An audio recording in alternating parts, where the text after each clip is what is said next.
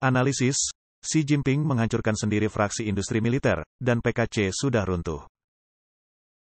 Dalam beberapa bulan terakhir, China telah menyaksikan pergolakan politik yang signifikan, termasuk pergantian kepemimpinan mendadak di pasukan roket Tentara Pembebasan Rakyat dan hilangnya Menteri Pertahanan Li Shangfu yang tidak dapat dijelaskan. Pada periode ini juga terjadi pembersihan tokoh-tokoh terkemuka di industri pertahanan, dengan tokoh-tokoh penting seperti Lu Shiquan dan Yuan Jia dilaporkan dibawa untuk diselidiki. Peristiwa ini bertepatan dengan pembersihan besar-besaran di sektor kedirgantaraan dan pertahanan, seperti diungkapkan mantan Profesor Hukum Universitas Peking, Yuan Hongbing.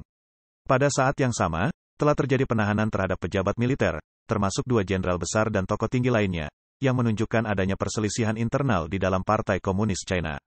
Kolumnis Du Zeng, dalam sebuah analisis untuk Up Media Taiwan pada tanggal 22 Oktober berpendapat bahwa pejabat tinggi PKC yang telah diberhentikan, khususnya mereka dari sistem politik dan hukum di militer, mungkin tidak semata-mata disingkirkan karena korupsi tetapi yang lebih penting karena kesetiaan kepada Xi Jinping. Pada bulan Maret tahun sebelumnya, Xi Jinping memperingatkan para pejabat di sekolah partai pusat agar tidak bermuka dua, bersekutu dengan kekuatan yang menentang partai, atau menyembunyikan ambisi politik terpisah sambil berpura-pura setia. Pernyataan resmi dari rezim Xi Jinping menuduh banyak pejabat bermuka dua dan tidak loyal kepada partai, sehingga menyiratkan bahwa mereka memiliki loyalitas politik yang berbeda. Penulis berpendapat bahwa meskipun Xi Jinping mengkonsolidasikan kekuasaannya di Kongres ke-20 PKC dan tentara keluarganya mengambil kendali sebagai pemimpin otoriter, ia tetap waspada.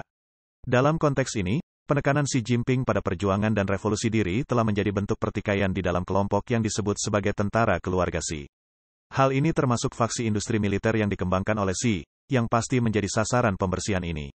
Sejauh mana tindakan pembersihan ini masih belum jelas, dan lingkungan politik China semakin tertutup, dengan terbatasnya informasi publik dan menghilangnya pejabat penting dari perhatian publik. Ketidakjelasan ini menimbulkan spekulasi bahwa situasinya mungkin lebih parah dari yang terlihat pada awalnya.